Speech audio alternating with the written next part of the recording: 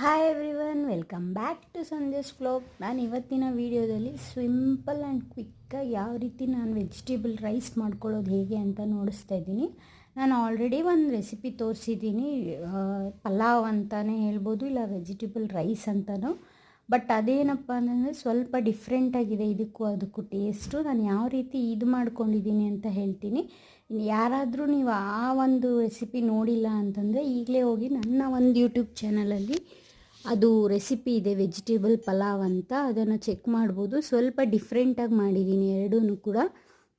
ಅದಕ್ಕೆ ರುಬ್ಕೊಳ್ಳೋಕ್ಕೆ ನಾನು ಎಲ್ಲ ಹಾಕ್ಕೊಂಡಿದ್ದೆ, ಬಟ್ ಇದು ಎಲ್ಲ ಸ್ವಲ್ಪ ಡೈರೆಕ್ಟಾಗಿ ಹಾಕ್ಕೊಂಡಿದ್ದೀನಿ. ಅದಕ್ಕೆ ಕಾಯಿ ತುರಿ ಎಲ್ಲ ಬಳಸ್ಕೊಂಡಿದ್ದೆ. ಇದಕ್ಕೆ ನಾನು ಯಾವುದೇ ರೀತಿ ಕಾಯಿ ತುರಿ ಎಲ್ಲ ಯೂಸ್ ಮಾಡಿಲ್ಲ.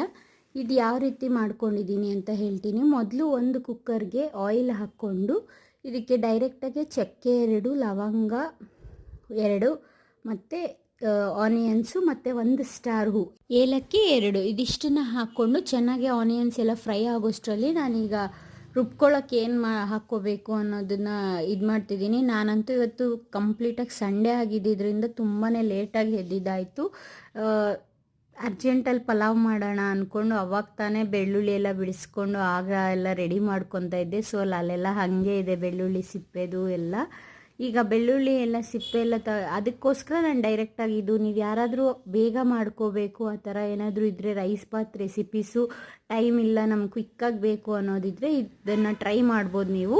ನಾನು ನಾನು ಆಗಲೇ ಕಟ್ ಮಾಡಿಕೊಂಡು ವೆಜಿಟೇಬಲ್ಸ್ ಆಗಿರ್ಬೋದು, ಶುಂಠಿ ಬೆಳ್ಳುಳ್ಳಿ ಎಲ್ಲ ಆವಾಗ ಬಿಡಿಸ್ಕೊಂಡು ಎಲ್ಲ ಮಾಡಿ 1 ಅವರಲ್ಲಿ ಮಾಡಿದಾಗೋಯ್ತು. ಈ ರೀತಿ ಯಾರಾದರೂ ಟೈಮ್ ಇಲ್ಲ ಅನ್ನೋರು ಈ ಥರ ಮಾಡಿಕೊಂಡ್ರೆ ಕಟ್ ಮಾಡಿಕೊಂಡು ಎಲ್ಲ ಮಾಡ್ಕೋಬೋದು. ಒಂದು ½ ಆನ್ ಅವರ್ ಟೈಮ್ ಕಟ್ಟಿಂಗ್ಗೆ ಒಂದು 10 to 15 ಮಿನಿಟ್ಸ್ ಹಿಡಿಯುತ್ತೆ. ಮತ್ತು ಅದೆಲ್ಲ ಬೇಯಿಸ್ಕೊಂಡು ಖಾರ ಎಲ್ಲ ಹಾಕ್ಕೊಳ್ಳೋಕ್ಕೆ ಮ್ಯಾಕ್ಸಿಮಮ್ ಒಂದು 40-45 ಮಿನಿಟ್ಸಲ್ಲಿ ನೀವು ಇದನ್ನು ರೆಡಿ ಮಾಡ್ಕೋಬೋದು. ನಾನು ಒಂದು 7:30ಗೆ ಸ್ಟಾರ್ಟ್ ಮಾಡಿದ್ದಕ್ಕೆ 8:30 ಅಷ್ಟರೊಳಗೆ ಫಿನಿಶ್ ಆಗಿತ್ತು ಎಲ್ಲ ಮಾಡ್ಕೊಳ್ಳೋಷ್ಟೊತ್ತಿಗೆ. ಇದಕ್ಕೆ ಗ್ರೈಂಡ್ ಮಾಡ್ಕೊಳ್ಳೋಕೆ ನಾನು ಬೆಳ್ಳುಳ್ಳಿ, ಶುಂಠಿ ಮತ್ತು ಕೊತ್ತಂಬರಿ, ಪುದೀನ ಹಾಗೂ ಸ್ವಲ್ಪ 1-2 ಸ್ಪೂನ್ಸಷ್ಟು ಕರ್ಡ್, ಗಟ್ಟಿ ಮೊಸರಿದ್ರೆ ಚೆನ್ನಾಗಿರುತ್ತೆ ಇದಿಷ್ಟನ್ನು ಹಾಕ್ಕೊಂಡು ನೈಸಾಗಿ ಫೈನಾಗಿ, ಅಂದರೆ ಖಾರಕ್ಕೆ ಮತ್ತು ಹಸಿಮೆಣ್ಸಿನ್ಕಾಯಿ ನಿಮ್ಗೆ ಎಷ್ಟು ಖಾರ ಬೇಕೋ ಅಷ್ಟು ಹಸಿಮೆಣ್ಸಿನ್ಕಾಯಿ ಹಾಕ್ಕೊಂಡು ಈ ರೀತಿ ಕಂಪ್ಲೀಟಾಗಿ ಸಾಫ್ಟಾಗಿ ಪೇಸ್ಟ್ ಮಾಡ್ಕೊಂಬರ್ಬೇಕು. ನೋಡಿ, ನಾನು ಆಗಲೇ ಏನು ಹೇಳಿದೆ, ನಾನು ಬೇರೆ ಏನೂ ಆ್ಯಡ್ ಮಾಡಿಲ್ಲ. ಯಾಕಂದರೆ ಕ್ಲಿಪ್ಪಿಂಗ್ ಮಿಸ್ ಆಗಿರೋದ್ರಿಂದ ಯಾರಾದರೂ ಅನ್ಕೋತೀರಾ ಏನಾದರೂ ಆ್ಯಡ್ ಮಾಡಿರ್ತಾರೆ ಅಂತ. ನಾನು ಏನೂ ಆ್ಯಡ್ ಮಾಡಿಲ್ಲ, ಅಷ್ಟೇ ನಾನು ಏನು ಹೇಳಿದೆ ಅಷ್ಟೇ ಆ್ಯಡ್ ಮಾಡಿ. ಮತ್ತು ನಾನು ಏನು ರುಬ್ಕೊಂಡಿದ್ದೀನಲ್ವ ಖಾರ, ಅದನ್ನು ಕೂಡ ಇವಾಗ ಹಾಕ್ಕೊತಾ ಇದ್ದೀನಿ. ಇದೆಲ್ಲ ಸ್ವಲ್ಪ ಹಸಿದೆ ಹಾಕ್ಕೊಂಡಿದ್ದರಿಂದ ಸ್ವಲ್ಪ ಫ್ರೈ ಮಾಡ್ಕೊತಾ ಇದ್ದೀನಿ, ಶುಂಠಿ ಬೆಳ್ಳುಳ್ಳಿ ಪೇಸ್ಟದು ಎಲ್ಲನೂ.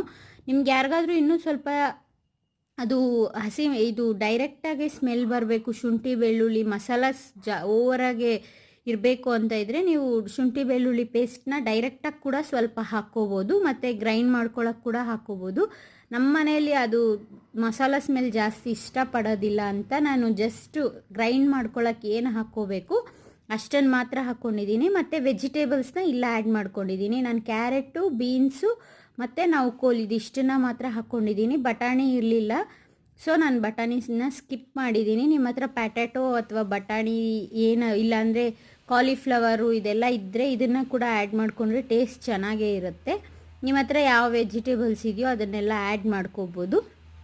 ಮತ್ತು ಈಗ ರೈಸ್ ಹಾಕ್ಕೊಂಡಿದ್ದೀನಿ. ನೀವು ಇದಕ್ಕೆ ಬಾಸುಮತಿ ರೈಸ್ ಇದ್ದರೆ ಅದನ್ನು ಕೂಡ ಆ್ಯಡ್ ಮಾಡ್ಕೋಬೋದು. ನಾನಿವತ್ತು ಜಸ್ಟ್ ಏನಂತಾರೆ ಮಸೂರಿ ರೈಸ್ ಅಂತಾರಲ್ವ, ನಾನು ಅದನ್ನೇ 2 ಗ್ಲಾಸ್ ಹಾಕ್ಕೊಂಡಿದ್ದೀನಿ. ಮತ್ತು ಇದಕ್ಕೆ ನೀರು, ಇದು ಸಾಲ್ಟು ಇದಿಷ್ಟನ್ನು ಹಾಕಿ ನೀವು ವಿಜಿಲಾದರೂ ಬರ್ಸ್ಕೋಬೋದು, ಇಲ್ಲ ನೀವು ಹಂಗೆ ಡೈರೆಕ್ಟಾಗಿ ಬೇಯಿಸ್ಕೊತೀನಿ ಅಂತಂದರೆ ಡೈರೆಕ್ಟಾಗಿ ಕೂಡ ಬೇಯಿಸ್ಕೋಬೋದು.